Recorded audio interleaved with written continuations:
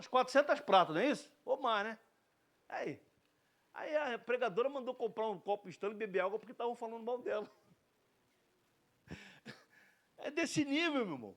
Não é o seguinte, não, orar para aqueles que te perseguem. Não, agora não, compra um copo e bebe água e está tudo certo. Aonde está sendo revelado Cristo nisso? No copo? Então esse tipo de mensagem você tem que, tirar dos teus ouvidinhos aí, bonitinho, para não contaminar. Amém? Continuando aqui, a pregação da palavra é o meio principal pelo qual Deus revela o seu Filho ao mundo. A fé salvadora, como Paulo escreveu, vem pelo ouvir e ouvir a palavra de Deus. Por isso que ele dá um conselho muito interessante e importante ao Timóteo, capítulo 3, 2 Timóteo 3, 14 17. Tu, porém, permanece naquilo que aprendeste e que fostes inteirado, sabendo de quem o aprendeste, e que desde a infância sabe as sagradas letras que podem tornar-te sábio para a salvação pela fé em Cristo Jesus. Toda a escritura é inspirada por Deus, é útil para o ensino, para a repreensão, para a correção, para a educação na justiça, a fim de que o homem de Deus seja perfeito e perfeitamente habilitado para toda boa obra. João 7,17, santifica-os na verdade, a tua palavra é a verdade. Falamos isso. 17. Segundo, as Escrituras testemunham de Jesus. As Escrituras apontam para Cristo. Jesus disse que as Escrituras davam testemunho dele. Em João 5,39, nós já lemos. Cristo é o centro da Bíblia. Essa era também a compreensão do apóstolo Pedro. Segundo suas palavras, os profetas anunciaram antecipadamente o sofrimento de Cristo. A pregação de Pedro invocou o testemunho das Escrituras para mostrar que a rejeição de Jesus e sua morte não foram por acaso. Já haviam sido preditas pelos antigos profetas. Vamos ver aqui. Então, se as Escrituras testificam de Jesus, somente a mensagem só pode ser somente centrada em Jesus. Por quê? Elas testemunham de Jesus porque é a palavra de Deus. Ou seja, o verbo vivo que desceu do céu. Ele é antes de todas as coisas. E tudo foi criado por meio dele e para ele foram feitas todas as coisas. Colossenses capítulo 1, vamos lá. Versículo 15.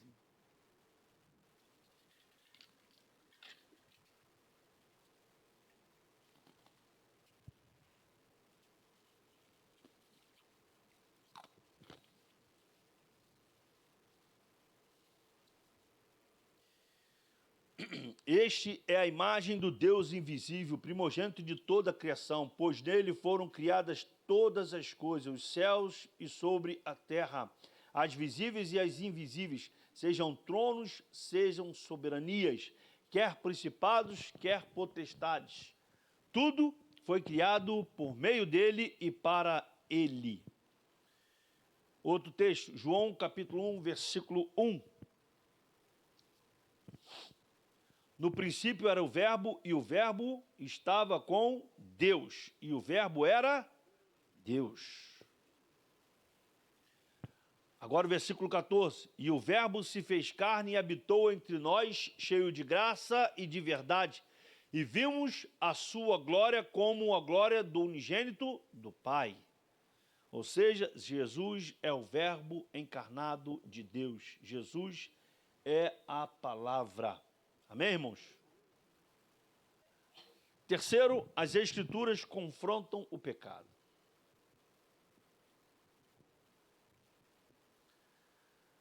A verdadeira pregação também mostra o problema do pecado e o confronta. Atos 13, 19, que está aqui. No texto citado, Pedro usa o termo grego metanoi, traduzido aqui como arrependei-vos.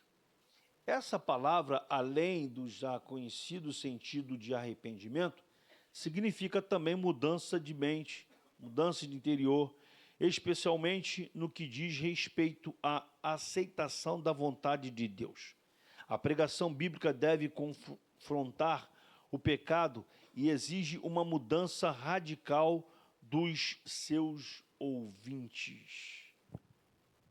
Atos 3,19 diz assim: arrependei-vos, pois, e convertei-vos para serem cancelados os vossos pecados. Mas o que você mais ouve hoje é o quê? Não me arrependo de nada que eu fiz. Então não houve salvação. Então ele precisa se converter. Tinha um aí até que já faleceu, ele dizia assim nas entrevistas dele: não, eu não me arrependo de nada que eu fiz. Mas você é evangélico? Hoje sou evangélico, mas não me arrependo. Não me arrependo, foi muito bom. Foi muito bom, eu não me arrependo de nada. Aí fica difícil, né, irmão? Porque se não há arrependimento, meu irmão, aí fica complicado. Deixa eu comentar aqui esse texto que nós lemos aqui. Porque vivemos em dias difíceis, momentos complicados para a igreja pregar a palavra de Deus, pois, dependendo do contexto e das palavras colocadas em uma pregação, podemos enfrentar situações desagradáveis. Mas o que nos chama a atenção ao ler esse versículo é que Pedro desafia seus ouvintes a arrepender-se e a converter-se, a mudar o pensamento acerca de Jesus, considerando o Messias, e a servir a Ele, ou seja, abandonar o pecado e se entregar de verdade ao Senhor. E aí eu estava fazendo essa mensagem, o meu filho veio dar um texto, meu filho veio conversar comigo. Felipe veio conversar comigo, estava no quarto. Ele entrou e veio falar comigo que essa semana ele estava no colégio. E aí ele foi falar de Jesus para um amiguinho dele. Aliás, foi semana passada. Ele foi falar com um amiguinho dele. E ele foi impedido de falar. Acredita se quiser. Um outro chegou e disse aqui: não pode falar isso aqui não. Não pode falar esse negócio aqui não. Aí ele: não, mas eu só estou falando, que ele me perguntou de Jesus aqui, eu estou falando para ele aqui. Não, mas não pode não. Se ouvir, ele pode falar, pode pegar no teu pé aí. Ele: tá bom. Aí ele disse que falou rapidinho e não falou mais. Na escola. Eu não sei como é que é o regimento da escola, se pode ou não pode, não sei. Como é que está esse negócio hoje? Eu sei que eu estava fazendo aqui, estava fazendo essa aula, e ele falou isso comigo. Eu falei: eu vou comentar esse negócio, eu não sei como é que está esse negócio, se você pode, se não pode. Não pode não, irmão? Falar de Jesus assim? Jesus chama e tal. Não pode, pastor? Porque eles pegam e dizem que o Estado é laico. Não é isso? Então tá bom. Não pode. Mas ele falou. Falei, bem, mas orientar para ele: não fala mais não, filho, fica quieto. Lá no recreio, lá jogando bola, que é fora da igreja, da escola, que é o campinho que vocês brincam lá, não é? Aí se tiver oportunidade, tu fala alguma coisa, pronto. Não fala mais. Como é que é? Mas não pode falar de Jesus. Mas o Estado não é laico?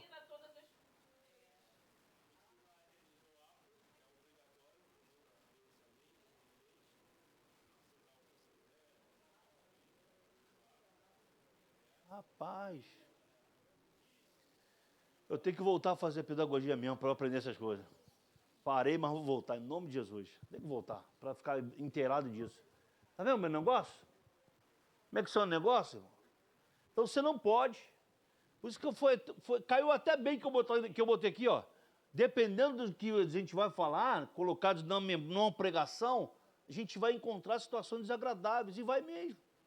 Se eu falar alguma coisa que desagrada, meu amigo, é para mais de metro aí de confusão.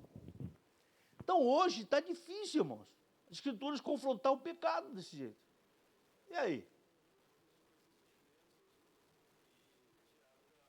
Da grade. Meu Deus do céu.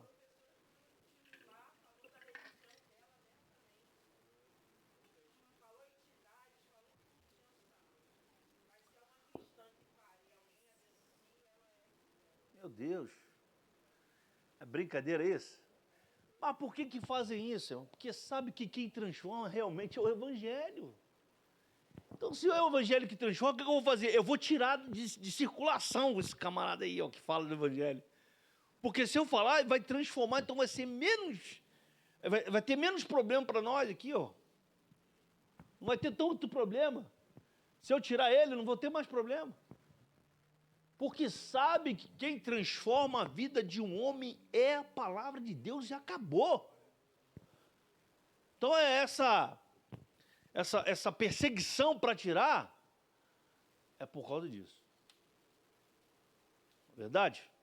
Olha o que diz em Marcos 1, versículo 14 e 15. Depois de João ter sido preso, foi Jesus a Galiléia, pregando o evangelho de Deus, dizendo: o tempo está cumprindo e o reino de Deus está próximo. Arrependei-vos e crede no evangelho. Crede no evangelho. Lucas 3,13. Não eram... Eu vou-lo afirmo, se porém não vos arrependerdes, todos igualmente perecereis. Ainda bem que onde eu trabalho ainda não é proibido pregar o evangelho. Então, me dá a oportunidade de eu... Faca. Vamos lá para o segundo tópico. A igreja que prega no poder do Espírito. O Espírito capacita o mensageiro. Não podemos nos esquecer de que Pedro estava cheio do Espírito Santo quando pregou a mensagem registrada em Atos 3. Isso fica evidente no uso do verbo grego atenizo, traduzido como fixar os olhos na passagem, e Pedro com João fitando os olhos nele. O estudioso Strong explica que no Novo Testamento esse termo é usado para descrever momentos de revelação, reconhecimento ou atenção especial, geralmente ligados a acontecimentos divinos ou milagrosos. Quem capacita, deixa eu comentar aqui, o mensageiro é o Espírito Santo, mas isso não é desculpa, não é álibi para eu e você, ou qualquer pregador, qualquer pessoa que vai estar com a responsabilidade de estudar, orar e nem jejuar para a missão que foi designada. Ou seja, temos que nos preparar para fazermos a obra de Deus, pois o Espírito Santo só vai nos lembrar daquilo que temos conhecimento e estudado. João capítulo 14, 25, 26. Vamos lá.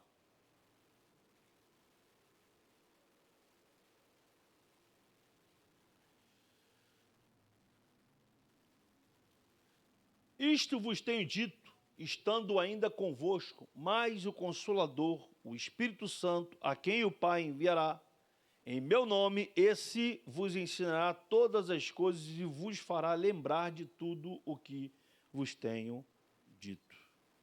Imagine você, alguém chegar aqui para pregar no domingo e dizer assim: não, eu vou pregar, eu estou aqui, mas daqui a pouco Deus vai me dar a revelação do que eu vou pregar agora. Estou orando aqui, Deus vai me dar. Mas o camarada não estudou, o camarada não se preparou, o camarada não leu, o camarada não buscou a Deus. Tu acha que vai sair o quê, irmãos? Nada. Cisterna rota. Não vai fazer barulho nenhum. Vazia a cisterna, aí tá vazia, não dá. Não tem como ser assim. Ah, mas o Espírito Santo me capacita. Tá bom, o Espírito Santo te capacita, eu sei que ele capacita, mas tu tem que fazer a tua parte. É ou não é verdade? Ou tu vai chegar aqui, vai abrir, vai começar a falar, não, mas o Espírito Santo vai me dar. Não vai estudar não para você ver.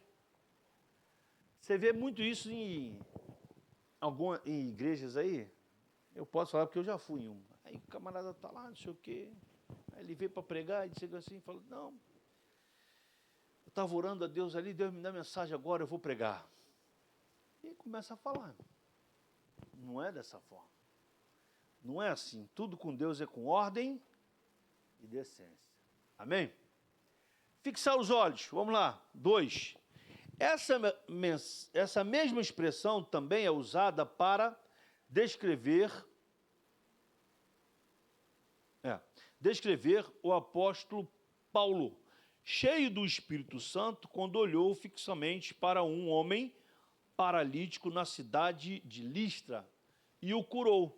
Da mesma forma, apareceu em Atos 13, 9, quando Paulo, cheio do Espírito Santo, fixou os olhos no falso profeta Elimás para repreendê-lo. Retomando a epístola de Pedro, isso nos mostra que ele não apenas estava capacitado para curar, mas também estava ungido para pregar. O Espírito Santo é quem inspira e dá poder à pregação da palavra. Portanto, pregar não é apenas fazer um discurso. Pregar é anunciar a mensagem de Deus com autoridade e a unção do Espírito Santo. Atos 14, versículo 9 e o 10. Vamos lá.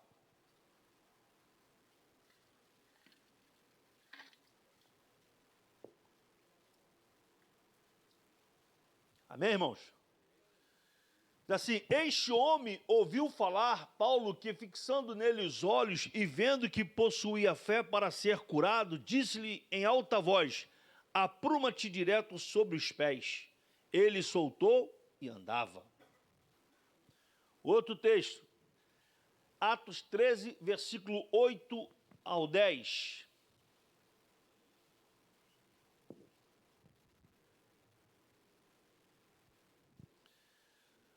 Mas opunha-se-lhes ele mais, o mágico, porque assim se interpreta o seu nome, procurando afastar da fé o procônsul. Todavia, Saulo, também chamado Paulo, cheio do Espírito Santo, fixando nele os olhos, disse, ó filho do diabo, cheio de todo o engano e de toda malícia, inimigo de toda a justiça, não cessarás de perverter os retos caminhos do Senhor? Paulo não era mole não, meu irmão. Mandava ver mesmo, hein? Falo isso hoje, deve dar problema, né? Hoje dá problema se tu falar um negócio desse. Mas deixa eu comentar esses dois textos aqui, porque a expressão fixar os olhos aparece diversas vezes em Atos dos Apóstolos. E cada uma delas carrega um peso espiritual. O verbo grego para essa situação se refere a um simples olhar demorado, mas um olhar carregado de discernimento espiritual e autoridade divina. Porque era aquilo que os apóstolos tinham e nós também temos que ter, discernimento espiritual. Ah, eu não tenho ainda, então vamos orar a Deus, pedir que Ele nos dê esse discernimento. É o tipo de olhar de quem está cheio de Espírito Santo e enxerga que os olhos naturais não enxergam. Esse mesmo termo é usado em Atos 14, 19, que nós lemos, quando Paulo, cheio do Espírito Santo, fixando fixamente o olhar para o homem paralítico em Listra, e percebe que ele tinha fé para ser curado. O olhar de Paulo não foi casual, foi guiado pelo Espírito. Um momento de revelação divina, ou seja, Paulo identificou naquele homem que ele tinha fé para ser curado. Mas isso por que ele... Não, porque às vezes as pessoas vêm aqui, dá o chora, faz... Mas e a fé daquela pessoa? Claro que você não consegue, no momento, você olhar e dizer que ele tem fé para ser curado. Mas pelo simples fato de ele levantar a mão e acreditar que ele pode, ele tem fé, ele veio à frente para receber uma oração, testifica que ele tem fé para ser curado. E foi isso que ele viu naquele homem. Ele viu naquele homem o desejo dele ser realmente curado. Imagina você chegar, depois da mensagem, o pregador chegar e falar assim, você tem fé que você vai ser curado hoje? Tem. Então vem aqui à frente receber a oração. Não vem, vai embora. Então não tem fé, meu irmão. Amém, irmãos? Não tem fé. Aí quando fala, não, você tem fé que você vai ser curado hoje? Vem aqui à frente que nós vamos orar por você e Jesus vai operar na tua vida. Aí você vem cheio de fé, você chega aqui, você bota o joelho no chão e chora. Deus, me cura hoje, Senhor, faz a tua obra. Você está demonstrando que você tem fé para ser curado. Ah, o pregador, não vem aqui que você vai receber uma oração, meu Deus, vai operar na tua vida, tudo vai ser transformado. Não, mas vai começar o jogo agora, tem que ir embora, irmão. Aí, irmão, no caminho para casa, Deus vai me visitar, vai me curar. Pode fazer isso? Pode, mas está fora do contexto que a gente está falando. Aí vai ficar difícil, não é? Então o olhar de Pedro não foi casual, foi um olhar pelo Espírito, um momento de revelação. Da mesma forma, em Atos 13:9, o apóstolo novamente cheio do Espírito Santo, fixa os olhos em ele mais o mágico para repreendê-lo com autoridade. Em ambos os casos, o olhar antecede uma ação sobrenatural, seja uma cura, seja uma repreensão. Pedro não apenas curou o homem pelo poder do Espírito Santo, um homem paralítico, ele também pregou com poder e discernimento espiritual. Estava claro que ele agia e falava através do Espírito Santo de Deus. Ele viu necessitado com os olhos do céu e falou ao povo com a boca cheia da palavra de Deus. O Espírito, portanto, não age apenas para operar milagres, mas para dar autoridade à palavra, assim como aqueles apóstolos faziam. Pregava na autoridade do Espírito Santo e curava em nome de Jesus. Amém, irmãos? Tem que ser assim também para as nossas vidas nos dias de hoje. Terceiro, o Espírito glorificará a Jesus. Jesus disse que o Espírito Santo o glorificaria. O Espírito Santo nunca chama a atenção para si mesmo, mas sempre aponta para Cristo. Isso é exatamente o que vemos na cura do paralítico na Porta Formosa em Atos 3. Pedro, cheio do Espírito Santo, não poderia aceitar ser o centro das atenções. Ele deixou claro que o milagre não aconteceu por seu próprio poder ou santidade. Varões israelitas, por que vos maravilhais disto? Ou por que olhais tanto para nós como se por nossa própria virtude ou santidade fizéssemos andar este homem? Da mesma forma, qualquer pregação que tira o foco de Jesus, o foco de Cristo, e coloca o homem no centro, não é uma pregação bíblica. Isso não passa de um discurso humano. Mas como tem sido hoje nas igrejas? Ah, meu irmão. O homem de Deus que prega, que cura, que salva e liberta, chegou na igreja. Aí todo mundo quer ir para tocar naquele homem. Se eu não tocar, não vou embora da igreja. E aquela correria, aquela confusão dentro da igreja. E aí quando esse homem sobe para pregar a palavra, não, é só cura, não sei o quê, é promessa, é chave, é caindo pacote de dinheiro do céu, é caindo chave de ouro, é só isso. Jesus fica do lado de fora de determinadas igrejas. Só quem entra é o homem. É só o homem. É o centro de tudo na igreja, é aquele homem. É aquele varão abençoado. Mas Jesus não, Jesus é o segundo plano. Jesus não é mais a atenção. Jesus não tem mais que ser glorificado em determinado local. Agora é só o homem. João capítulo 16, versículo 14. Vamos lá.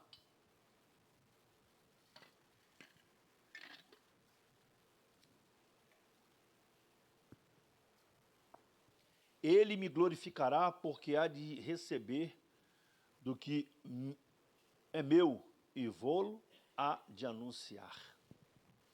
Atos 3, versículo 12.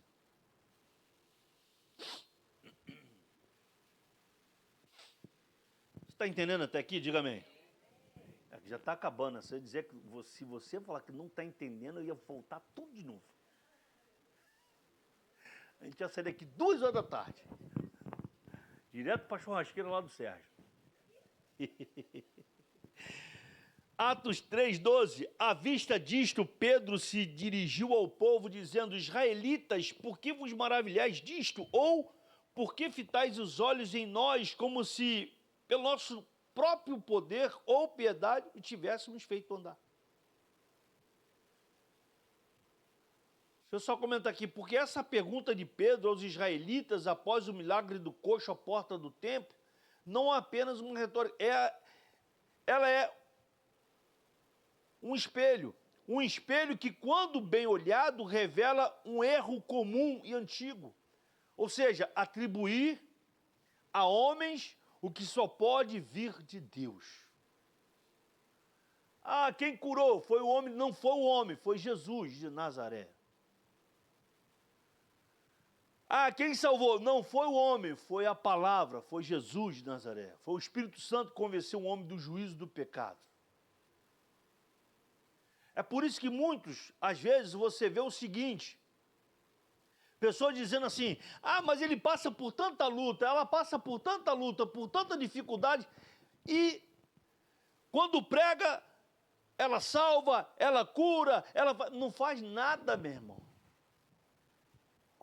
Quem cura é Jesus, quem salva é Jesus. Por isso, quando a pessoa está me trazendo uma palavra, e acontece todo esse movimento do Espírito Santo, é justamente onde você tem que chegar e ter a conclusão do seguinte: não é o irmão, não é a irmã. Quem está operando é o Espírito Santo. Não é o problema, não é ele, é o Espírito Santo. Ah, ele tem dificuldade, ele tem problema, tem as lutas dele, tem tudo isso. Mas quem disse que isso daí o Espírito Santo... Não, que quem opera é o Espírito Santo. Não é o homem, então isso daí não é problema. Porque Pedro ali não buscava aplausos nem status para sua vida pessoal, não. Ele queria arrancar o foco humano para colocar os olhos do povo de volta em Cristo. O povo que estava ali tinha que olhar para Cristo, não era para ele. O verdadeiro autor daquele milagre era o Espírito Santo, era Jesus. O texto original pode ser traduzido como: porque nos fixam o olhar como se fosse por nosso próprio poder. Não é pelo meu poder, não é pelo teu poder. Ou pela nossa santidade que o fizéssemos andar. Essa distinção é teologicamente essencial. Por quê? Pedro faz questão de separar a sua vida, a sua situação em que ele estava ali, sendo um canal de bênção para aquele homem, para colocar tudo para Jesus. Olha, vocês têm que olhar para Jesus. Não foi eu que curei, não foi eu que salvei, não foi eu que fiz isso, foi Jesus. Era esse o intuito daqueles homens naquela época, naquele momento. A autoridade, essa manifestação foi atribuída a Jesus, o ressurreto, glorificado, agindo por meio dos servos submissos à palavra de Deus. Pedro sabia que o centro da fé cristã não era o instrumento, mas a fonte. Ele era somente um instrumento naquele momento. Você vai falar assim: ah, pastor, mas tem muitas igrejas aí que não tem a palavra e tem acontecido coisas. Meu irmão, mas e a verdade? A verdade é a palavra de Deus. A verdade é a palavra, não tem jeito. Então ele sabia que o centro de tudo teria que ser Jesus. A Bíblia diz em Isaías 42, versículo 8: eu sou o Senhor, este é o meu nome, a minha glória, pois não a darei a outrem, nem a minha honra às imagens de esculturas. Ele não divide a sua glória com ninguém. Amém, irmãos? Ele é o Senhor. Terceiro e último tópico. A igreja que prega a esperança vindoura. Primeiro, alerta a uma sociedade indiferente. Meu Deus, isso aqui é um outro problema, não é? E insensível. Vamos lá. O apóstolo Pedro já havia exortado os seus ouvintes na sua primeira pregação a salvarem-se daquela geração perversa, Agora ele reconhece que aquela era também uma geração ignorante. Não tinha conhecimento. Era uma cultura indiferente e insensível para a realidade espiritual. Era, portanto, uma geração sem esperança. A insensibilidade às coisas espirituais é a marca daqueles que não conhecem a Deus. É a essas pessoas que a mensagem da cruz deve ser pregada. Ele não está falando nada diferente dos dias de hoje, né, irmãos? Nada. Nada, mas exatamente nada, está tudo igual. Porque nós estamos inseridos e vendo uma... Inserido não, nós estamos vendo uma sociedade indiferente e insensível, aonde os valores foram completamente distorcidos. Hoje, o certo é o errado e o errado é o certo. Não é verdade? O negócio hoje está tão difícil que, para piorar, tem que melhorar muito. Está mesmo muito complicado.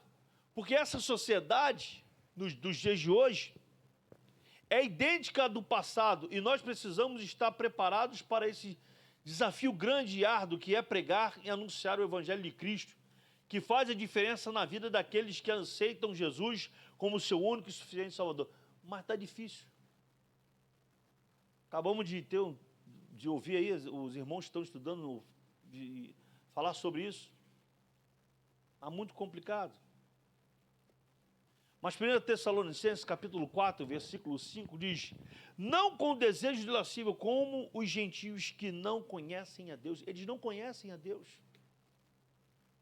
As pessoas precisam ouvir de Jesus. E como nós vamos fazer isso, irmãos? A oração da igreja hoje tem que ser: Senhor, nos dê estratégia para pregar o teu evangelho. Porque dependendo do local onde nós vamos pregar, nós vamos ter dificuldade, nós vamos ter problema. E graças a Deus que ainda, presta atenção nisso, isso é interessante, isso é importante, ainda temos a liberdade de pregar em cima do púlpito. Ainda temos. Será que essa liberdade que nós estamos tendo vai ser tirada? Não sei, meu irmão. Eu não sei.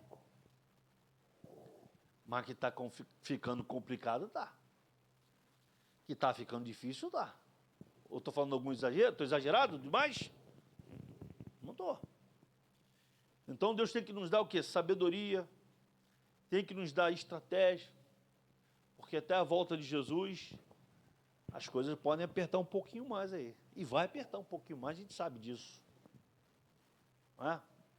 Então temos que ter estratégia para pegar o Evangelho, para anunciar o Evangelho. Uma forma bem sábia, para não termos problemas. Porque nós vivemos um tempo marcado pela frieza espiritual, pelo cansaço. E muitos até ouvem falar de Deus, mas poucos se deixam afetar por ele. A mensagem da cruz soa distante, irrelevante ou simplesmente abafado pelo barulho de uma cultura que não pensa no eterno. Não pensa. No entanto, essa realidade não é nova, porque já os antigos, lá os apóstolos, já pregavam e tinha essa situação de que eles não estavam nem aí para o Evangelho. Por quê? Era uma sociedade indiferente e insensível. A mesma coisa nos dias de hoje. Você fala de Jesus, você fala qualquer coisa relacionada à igreja, é bem da verdade que nós sabemos que por causa de alguns acontecimentos, a gente também fica meio que no estreito, mas não cabe a gente julgar nada, nós temos só que pregar o Evangelho, amém, irmãos?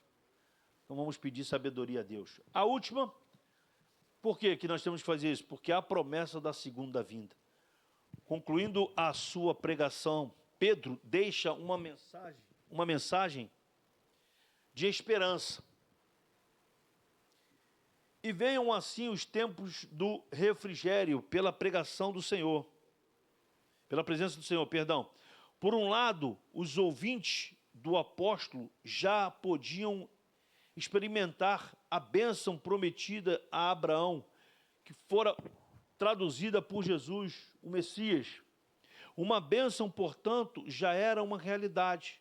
Por outro lado, essas palavras de Pedro olham para o futuro, apontando para um refrigério dos últimos dias que foram prometidos a Israel. Trata-se da futura restauração de todas as coisas. A igreja, portanto, tem uma mensagem de esperança para aqueles que estão sem esperança. É uma realidade que no tempo de Deus se cumprirá. Quem tem essa esperança somos nós, que temos Jesus, que conhecemos Jesus. Lá em Atos capítulo 3, 19 ao 21, vamos lá.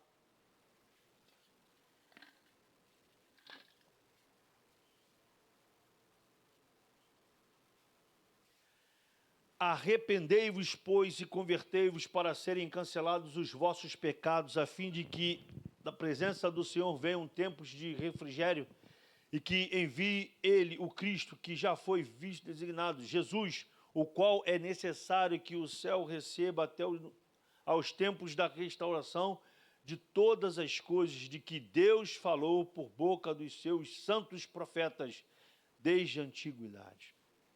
Aí tem um comentário bíblico aqui que esclarece que esses tempos são antecipação do reino vindouro. Vai ser no dia em que a igreja será tirada dessa terra.